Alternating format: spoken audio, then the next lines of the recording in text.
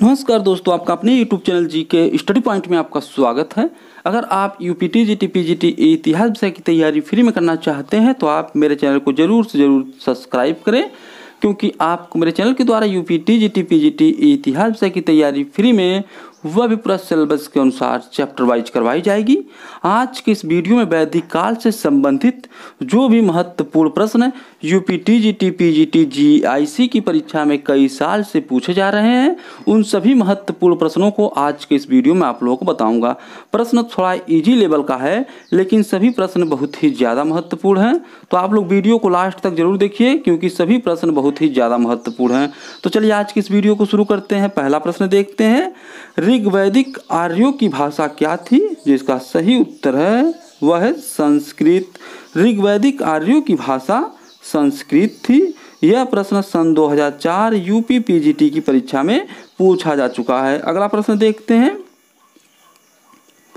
वैदिक शब्द रीत का आशय है। जिसका सही उत्तर है वह है नैतिक नियम। अगला प्रश्न देखते हैं, आर्य शब्द का शाब्दिक अर्थ है। जिसका सही उत्तर है वह है श्रेष्ठ। आर्य शब्द का शाब्दिक अर्थ श्रेष्ठ है। आर्य शब्द संस्कृत भाषा का शब्द है। आर्य शब्द का शाब्दिक अर्थ जो है श्रेष्ठ, उत्तम, अभिजात्य, कुलीन आदि में किया जाता है। अगला प्रश्न देखते हैं, ऋग्वेद के किस मंडल में 4 वर्णों की अवधारणा प्राप्त होती है? जिसका सही उत्तर है वह है 10वें मंडल। ऋग्वेद के 10वें मंडल के पुरुष सूक्त में 4 वर्णों की व्यवस्था का सर्वप्रथम उल्लेख मिलता है, जिसमें विराट पुरुष के मुख से ब्राह्मण, भुजा से क्षत्रिय, जांघ से वैश्य और पैर से शूद्र की उत्पत्ति बताई गई है। अगला प्रश्न देखते हैं, वैदिक कालीन देवताओं की संख्या थी। जिसका सही उत्तर है वह 33। वैदिक कालीन देवताओं की संख्या 33 थी। अगला प्रश्न देखते हैं, महाभारत का मौलिक नाम था। जिसका सही उत्तर है वह जय संहिता। व्यासकृत महाभारत महाकाव्य में पहले मात्र 8800 श्लोक थे और इसका नाम जय संहिता था। बाद में श्लोक की संख्या बढ़कर 24,000 हो जाने पर यह भारत के नाम से प्रसिद्ध हुआ, लेकिन कालांतर में इसमें 1 लाख श्लोक हो गए और यह महाभारत कहलाने लगा। अगला प्रश्न देखते हैं, ऋग्वेद का 9वां मंडल किस देवता को समर्पित है? जिसका सही उत्तर है वह है सोम। ऋग्वेद का 9वां मंडल सोम देवता को समर्पित है। ऋग्वेद के 9वें मंडल में सोम से संबंधित 144 सूक्त हैं। अगला प्रश्न देखते हैं, सभा और समिति को प्रजापति की 2 पुत्रियां कहा गया है। जो इसका सही उत्तर है वह है अथर्ववेद में। सभा और समिति को प्रजापति की 2 पुत्रियां जो है अथर्ववेद में कहा गया है। अगला प्रश्न देखते हैं, ऋग्वेद के तृतीय मंडल की रचना की थी। जो इसका सही उत्तर है वह विश्वामित्र ने। ऋग्वेद के तृतीय मंडल की रचना विश्वामित्र ने की थी। ऋग्वेद वेदों में सबसे प्राचीन है। इसमें 1028 मंत्र हैं जो 10 मंडलों में विभक्त है। अगला प्रश्न देखते हैं, अयोध्या का सर्वप्रथम उल्लेख कहाँ मिलता है? जिसका सही उत्तर है वह अथर्ववेद में। अयोध्या का सर्वप्रथम उल्लेख जो है अथर्ववेद में मिलता है। अगला प्रश्न देखते हैं, युद्ध के लिए ऋग्वेद में किस शब्द का प्रयोग हुआ है? जो इसका सही उत्तर है वह गविष्टि। युद्ध के लिए ऋग्वेद में गविष्टि शब्द का प्रयोग हुआ है। अगला प्रश्न देखते हैं, शतपथ ब्राह्मण में विस्तार से वर्णन किया गया है। जो इसका सही उत्तर है वह धार्मिक कर्म कांड का। शतपथ ब्राह्मण में विस्तार से वर्णन किया गया है धार्मिक कर्म कांड का। अगला प्रश्न देखते हैं, कायथा संस्कृति के अवशेष किस राज्य में पाए जाते हैं? जिसका सही उत्तर है वह है मध्य प्रदेश। कायथा संस्कृति के अवशेष जो है मध्य प्रदेश में पाए जाते हैं। अगला प्रश्न देखते हैं। ऋग्वैदिक काल में अश्वत्थ वृक्ष किसे कहा जाता था? जिसका सही उत्तर है वह है पीपल को। ऋग्वैदिक काल में अश्वत्थ वृक्ष जो है पीपल के वृक्ष को कहा जाता था। यह एक पवित्र वृक्ष था। परवर्ती काल में गीता के एक श्लोक में भगवान कृष्ण ने अर्जुन को उपदेश देते हुए कहा है कि हे अर्जुन, वृक्षों में पवित्र अश्वत्थ पीपल हैं जो इसके वैदिक कालीन पवित्रता का प्रमाण है। अगला प्रश्न देखते हैं। निम्नलिखित में से किस संस्था में स्त्रियों के भाग लेने के उल्लेख प्राप्त होते हैं? जिसका सही उत्तर है वह है विदत। अगला प्रश्न देखते हैं। उत्तर वैदिक कालीन किस विचारक ने वेदों की महिमा का खंडन किया है? जिसका सही उत्तर है वह है कौत्स। उत्तर वैदिक कालीन विचारक कौत्स ने वेदों की महिमा का खंडन किया है। अगला प्रश्न देखते हैं। ऋग्वेद में कौन से वैदिक देवता सहस्त्र स्तंभों वाले भवन में निवास करते हुए वर्णित हैं? जो इसका सही उत्तर है वह है मित्र व वरुण। अगला प्रश्न देखते हैं।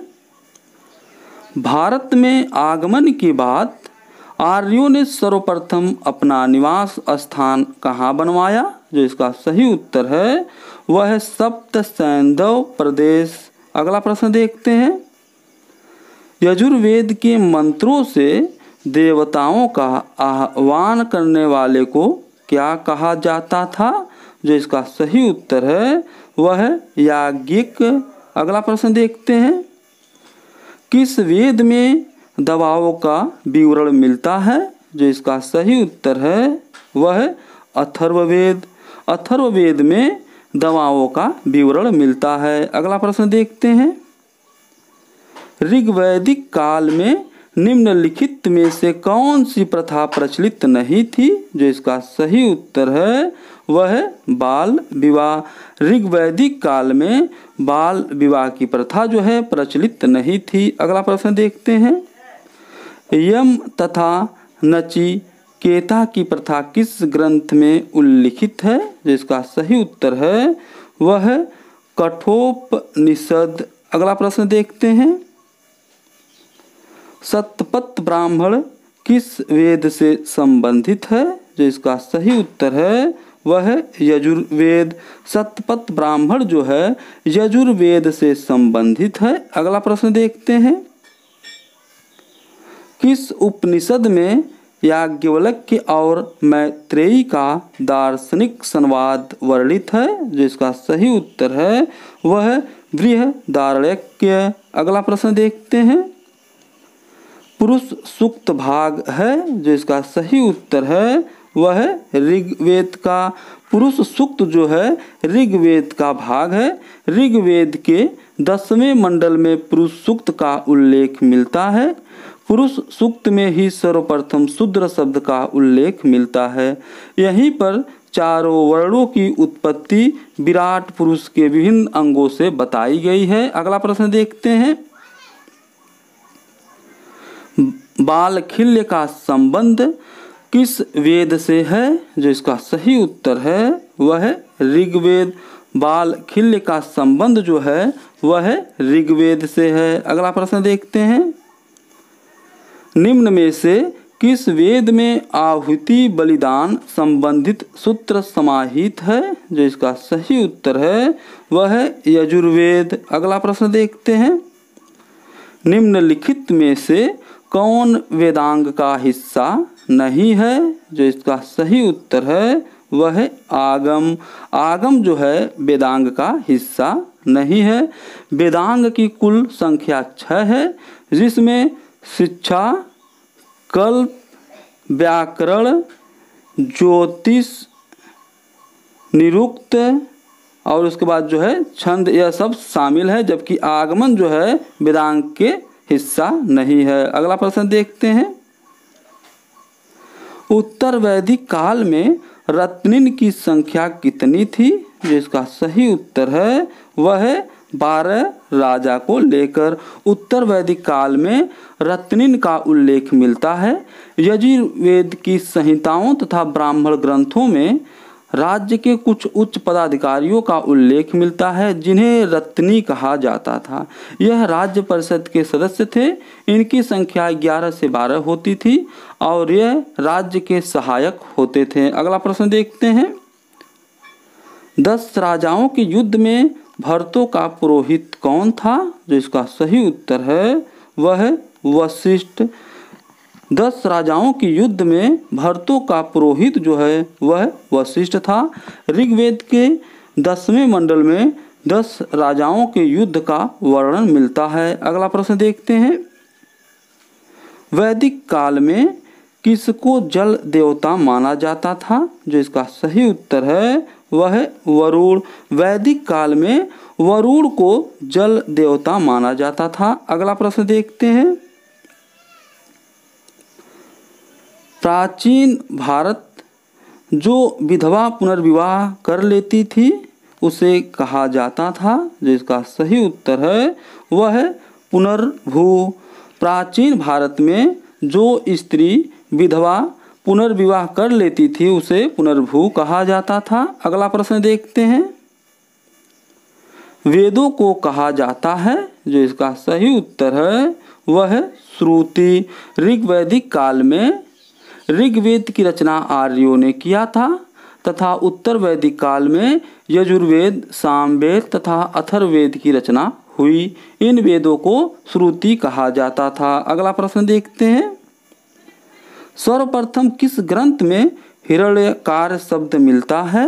जो इसका सही उत्तर है वह है यजुर्वेद। यजुर्वेद में सर्वप्रथम हिरण्यकार शब्द का उल्लेख मिलता है। यजुर्वेद के 2 भाग हैं, शुक्ल यजुर्वेद एवं कृष्ण यजुर्वेद।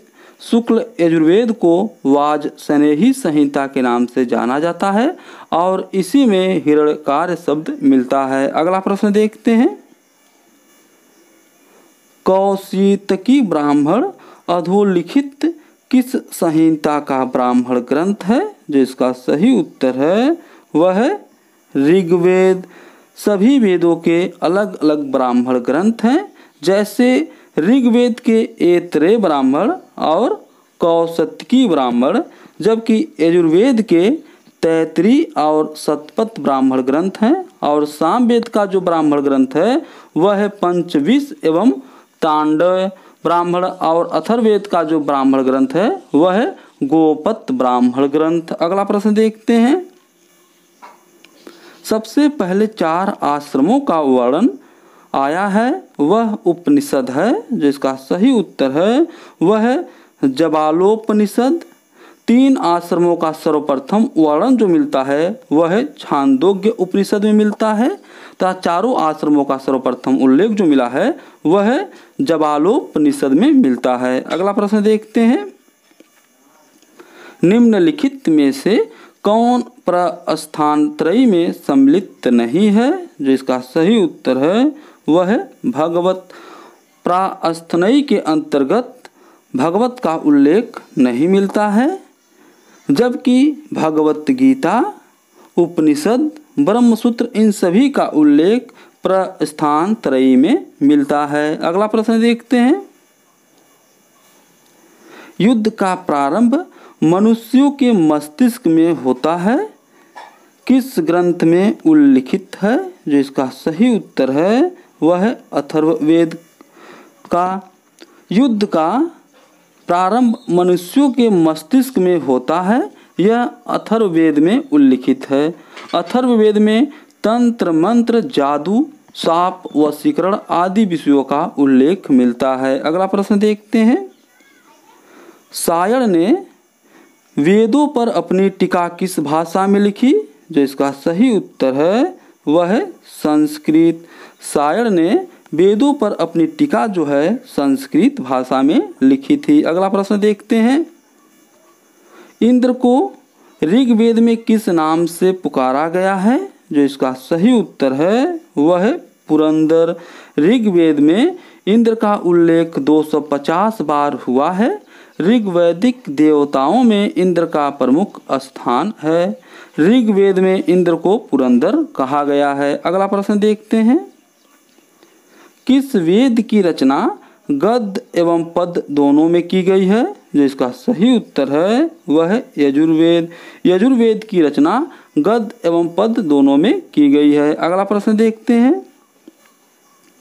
वेदों के व्याख्यात्मक हिस्से को कहा जाता है?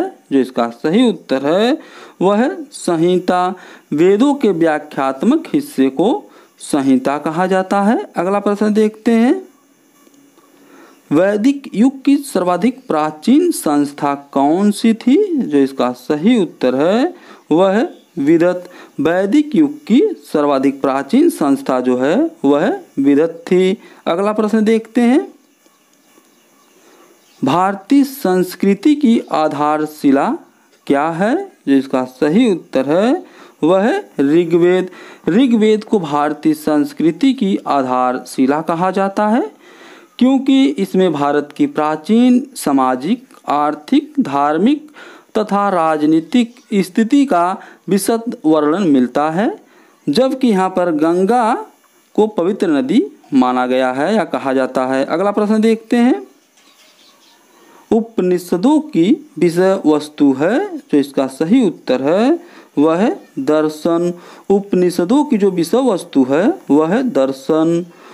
उपनिषद की विषय वस्तु दर्शन है, अर्थात गुरु के समीप बैठकर ज्ञान दर्शन की जिज्ञासा शांत करना इसकी रचना है। इसकी रचना उत्तर वैदिक काल में हुई। इसका प्रतिपाद्य ब्रह्म ज्ञान तथा आत्मज्ञान से संबंधित है। अगर ये वीडियो आपको पसंद आती है तो इसे लाइक और सब्सक्राइब जरूर करें, क्योंकि जब मेरी कोई अगली वीडियो बनेगी तो उसका नोटिफिकेशन सबसे पहले आपके यहाँ पहुँच जाएगा।